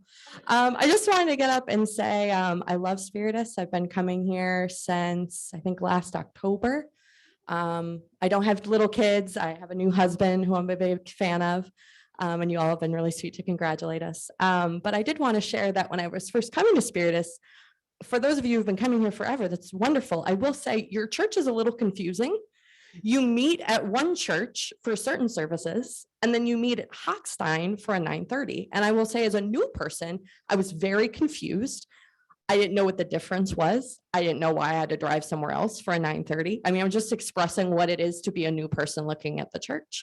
Lauren was kind enough to reach out to me and kind of give me the deets. But I will say, I live in Rochester. I've talked to a lot of people about the church. I've talked to a lot of people who have told me they hate religion and don't like God. And then I tell them about Spiritus and they're like, I think I could go there. And I'm like, you should come. And just to think about what it might be like to just be able to say we have one address, to be able to say, to the point about parking, there's ample parking. I will say I'm not the best about getting to the 9:30 mass on time. And usually if I arrive past like 9:25, I have had to park at the further lots. I'm an able-bodied person. That's not an issue for me at all. But I will say for folks that's not their story, it's a little hard to park where we currently are. So 100 spaces sounds really cool. And I also just want to echo what some other folks have said. I totally understand concerns about safety and security.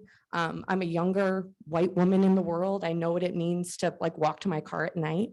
And I know for a lot of you who, depending on your race, your ability, you might be thinking about these things. But as a white person in the room who works at a school that when I tell people where I work here in Rochester, they actually grimace in their face. I work near Hudson and Clinton. And so I have a lot of people make a lot of judgments about my school, about my students, about where I serve in Rochester. And so one thing I would just really task you with, especially if you are a person of privilege or you are able-bodied or whatever your story may be, is when you're thinking about safety, when you're thinking about, I might not stay at Spiritus because I don't feel safe, think about, are you not feeling safe because it's new and that's like a totally normal human emotion? Or are you not feeling safe because the people you're going to be around maybe don't look or have the same story as you? And that's really something to think about, because I think what a lot of people have said, what could the story be of Spiritus if we went into a neighborhood in Rochester and we showed them all the love in the world? That would be amazing, right?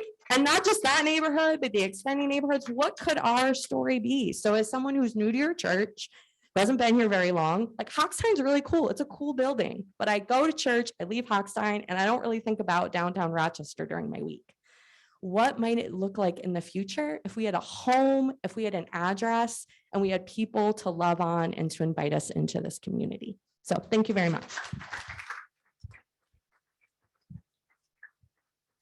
I'm gonna try to keep this short and sweet, but no promises. So I am in the senior high youth group. We just got back from the mission trip. I will be graduating in 2 years, and I only have one other person who's graduating with me. And the senior high has just decreased completely for many different reasons. But we also like have so many people coming from so many different places that we just dwindle down because they don't have time to come. They're playing sports. And I just think having a new church, tapping into a new community, we could have new youth coming in, and Spiritus Christi is so open that whether or not we, as teens, come in actually believing in God, we can come in and just show them an open space. I know a lot of my friends in youth group aren't like fully, always praising the Lord. But it's just a really fun space. And we just got back from a mission trip where we got to stay in a church and be with these other churches and help out. And I know we've been wanting to really plan our own mission trip so we could have that control of just being a completely open church, opening up our arms to other people. And we don't have that space right now to do our own mission trip. So if we were to get this church, we could potentially be bringing amazing people and other churches into Rochester to help this community grow and our church grow too. So.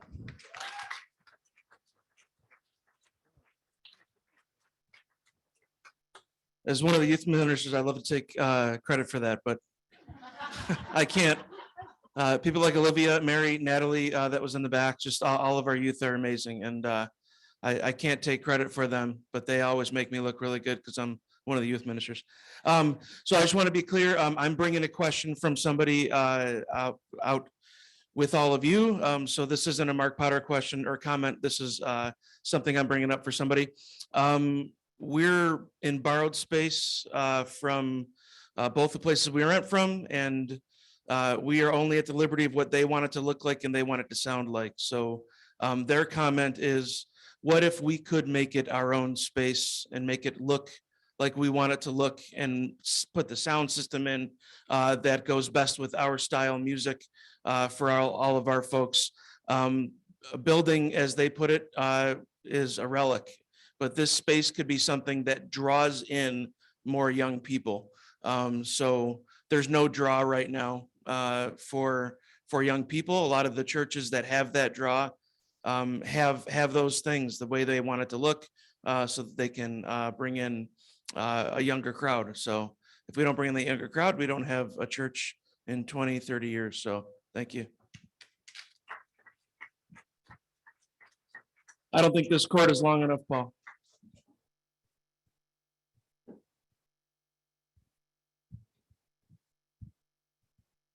Hi, everybody. All right, good to see y'all. So I just want to, okay, sorry, my bad. All right, I just wanted to say, I had Mark say that because I didn't know if it was appropriate for me to say it, but I'm going to say it. All right, so using Hochstein, using Dupsy, we are truly in the clutches of whatever anyone else wants, okay? Okay, so every week, some of you may not know this. Every Sunday morning, our sound man, Tom, has to set up the entire sound system from ground zero. The musicians have to bring in instruments from ground zero, except for there's a grand piano. My personal instruments are stored at Hochstein because of that. Okay. If you watch streams of other churches across the country, they sound great because they've had the chance to make their sound perfect. Some of you may say, oh, it's too loud, it's too soft, it's too this. Well, picture having to start over from ground zero every week. We never know what it's going to sound like. And then when it comes to the stream, it's the same story. Okay. Doopsie, that is not an appealing church. The look is not a draw for young folks. That's the reality. It looks like Castle Dracula. Okay. Once again, Hochstein is Hochstein. We have certain restrictions. We have so many different things against us, and we can never get it better, never get it right because it changes. Now, there's one other thing I wanted to say, and I just want to leave this to you. In the Black churches around town that I've played at, I've watched and seen churches actually die where there are no young people coming in. They grow older, they go away to college, and they never come back. Okay. Now, as I look out into this audience, I have no hair, but I see a whole lot of gray hair. Whole lot of gray hair. So what that means is we have to prepare for the next generation. We have to prepare for the next choir. You know, I'm from the music side, the next ministers, the next pastors, the next, all of that. We have to prepare, not just be content what's good for us right now. Having our own building is the best thing to do. Now, I've heard folks say, well, we can just wait for another building. There's a little catch to that. We are a large congregation. The churches that we would look at in the city hold around 200, 300 people. We're about 500, 600, 700, 800. And guess where the only churches are that seat that many? They're the Black churches, and they ain't selling. So those are the things I'm not going to talk anymore, but those are the things I want you to understand. When we're doing the sound and the music of the church, you know, we're fighting a battle every week. And you know, in the world of music, in the streams, that's the lifeblood these days.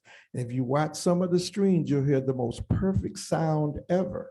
And then you listen to us and you hear a little this sometime. One Sunday is this, one Sunday is another song. One Sunday you hear T on the sax. One Sunday the organ is louder than everything. That's because we can't ever get it perfect.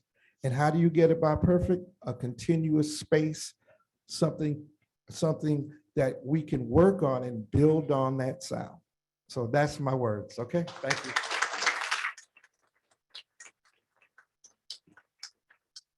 I just want to say one thing. I'm just going to piggyback off of Paul, that we have an amazing religious ed program here. We have a lot of children. We have a lot of youth. We have a lot of families.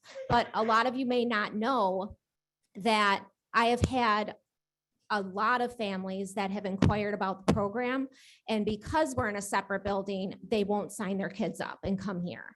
So there's this fear of leaving their kids in another building to go to mass. So, and that's really hard for me because like, I really want to get kids here.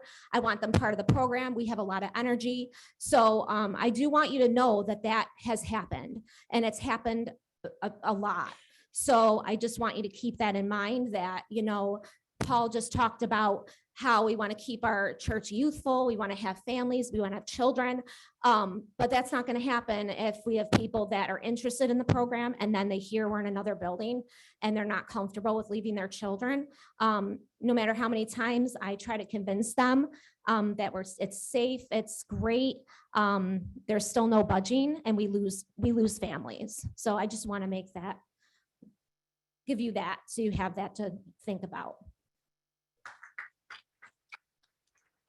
Also going to piggyback off of Paul because he talked about streaming and he was talking about the sound of the live stream, but the video component of the live stream and a lot of other production things were really, really limited. I would say, I mean, Myra has a great idea once a month that she comes to me and is like, oh, could we do this with the live stream? And I'm like, that's great. I would love to do that.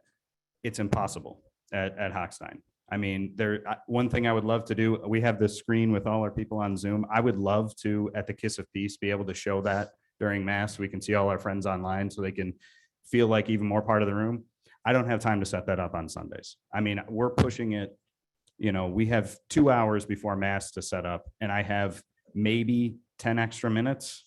And that's if nothing goes wrong. That's if everybody's there, nothing goes wrong. I got maybe 10 minutes of just like, okay, everything worked today. Because like Paul said, like the music, we're starting from the ground up, every Sunday, and it's really challenging. And honestly, for me, it's really difficult because I don't get to really take a lot of time away. I can't leave on Sundays because it becomes such a pain for somebody else to cover for me, because it's such a process to get it all set up and broken down. And there's improvements I'd like to make. I'd love to have more cameras, in the space to get better views. I would love to have more interactive things going on during the Mass, but there's just no time to do it. And, being in our own space, I could spend all week setting things up so that Sunday we have the best, possible services. But right now, if I want to do something, make a change, I have to, to test it out, I have to schedule time with Hochstein, several hours of time, of a block of time where they're not using the performance hall. I have to spend an hour getting set up. Then I have to spend whatever time I have to figuring out what I need to. And then I have to spend an hour breaking down. So it's a full work day for me to make even minor little changes with my setup there. Otherwise, I'm just kind of firing from the hip. And that's the process we're dealing with right now. And it's draining. And it's honestly, it's a waste of time and resources just being somewhere else, just from a production side. Like that's what we're dealing with every week.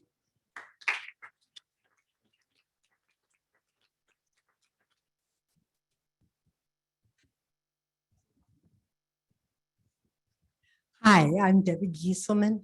Myself and my husband Rick are fairly new members. We came kind of along with COVID, so that gives you time frame. But I have listened to 2 meetings worth of comments to all the studies that all the staff at church has investigated. And obviously they've called in professionals for electrical work and plumbing work and heating and cooling work. But I'm getting tired. My hands are sliding down away from my face. But I don't hear any comments about why this church. The staff went out and looked at numerous properties, and the one that fitted the bill was the Child Street property. People are saying, hey, the heating system's not perfect. It's old, but it'll work fine. You can go there, you can sit there, you won't freeze to death in the winter. The parking, okay, the lots aren't paved and striped according to standards, but they're gravelled over and our cars will be fine. I just look at this and I wonder if this isn't God's way of saying, I'd really like you to go there. And I really have some things for you to do. And I also have some people I would like you all to meet. And I don't know. I think that maybe is a consideration that should be up there at the top of the list.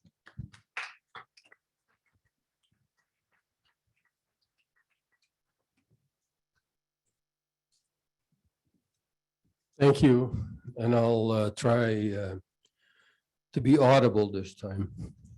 So I'm by profession an engineer, and I am by birth a doubting Thomas. And I have some questions. I've heard answers from technical experts, engineer professionals. I don't care what you call them, but even engineers need supervision. And I was wondering on the big projects, whether we could get a second opinion. Because there's so much involved, and I hear one of the things is the elevators, there's going to be 2 instead of 1. I'm concerned about size of the fire escape and things like that. So I think if the investment or repair costs are big enough, wouldn't it be wise to hear from more than one company? So that's it.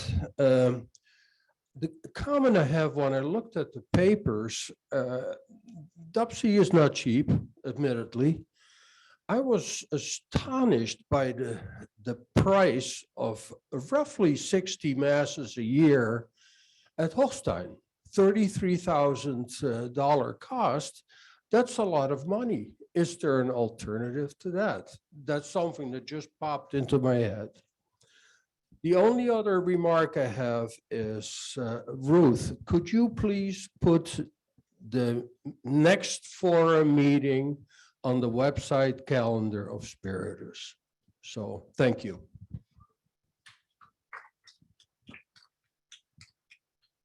Hi, I'm John Earhart. I'm a child psychiatrist. I love the comment that we're kind of in our adolescence, so it's time to get our own home.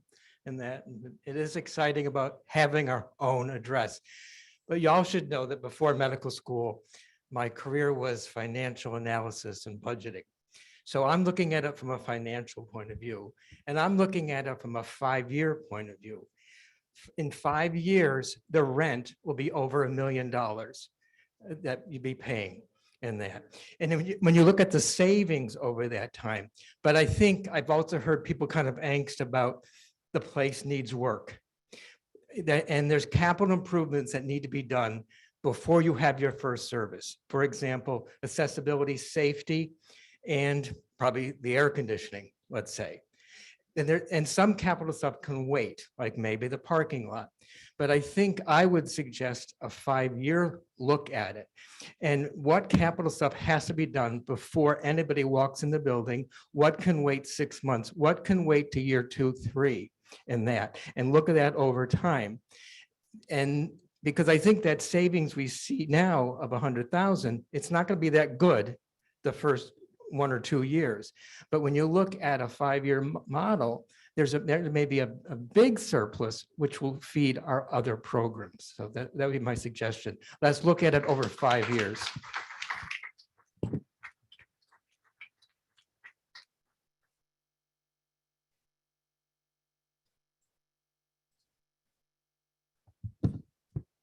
Just to follow on with that, is a certified occupancy. What do you have to do with that for the church? Because there's going to be things going to have to be accomplished before you move in. I'm assuming that the city, Monroe County or whoever is going to say, hey, these are the things that got to be accomplished before you move in. And you need a priority list, as the gentleman said before me. And I'd like to see that with a spreadsheet, prioritized when and cost. Because I think that will be quick and easy to read.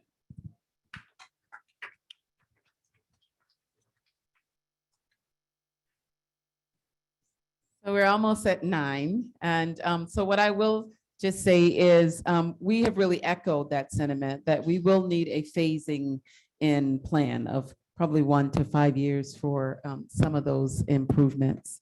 And I guess I just want people to know that we're working really hard. I'm so proud of the staff. I'm so proud of the exploratory committee. I mean, we have been running like, exhausting ourselves, trying to get you all the information that you need to make an informed decision. And when we get it, I promise you, you will have it when we have it, and we will not make decisions without that information. We finally, got everybody through that you've asked us to get through and that we wanted to get through, right? Because I think it's really important in this process. And so as soon as we get those numbers, we're going to come back again, and we're going to make sure you have time to look at those numbers and you have time to think about that. And then we'll come back and we're going to make a decision to either be good adolescents or not. Just kidding. But thank you. I want to really just thank you for your passion. I want to thank you for your opinions. I want to thank you for just your presence of being here tonight and for being at all of these meetings. I really do believe that the wisdom is in the room. And I think there are lots of, I think that God is holding us. I think that the Spirit is walking with us, and online, my gosh, I'm so grateful for you that you've taken this time, these 2 hours tonight. You've asked some really critical, important questions. So thank you for that. Thank you for going to the online tour and just being in this process together. I trust that God will lead us as God always has. I trust that God will keep us safe as God always has. I trust that God will take care of us and move through us as God always has. So thank you again, and God bless you.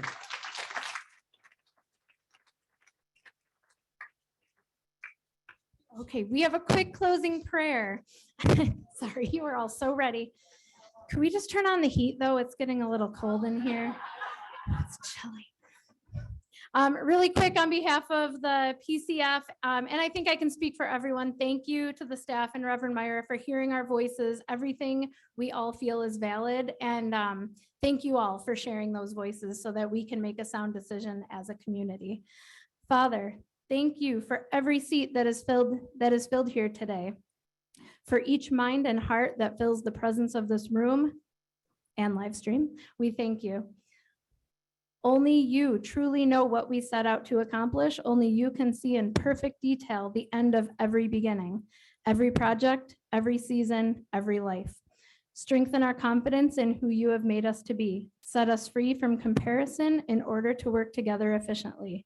Bless this journey and decision moving forward. Ready us to follow your call to most effectively work toward our church mission and vision. In Jesus' name, amen.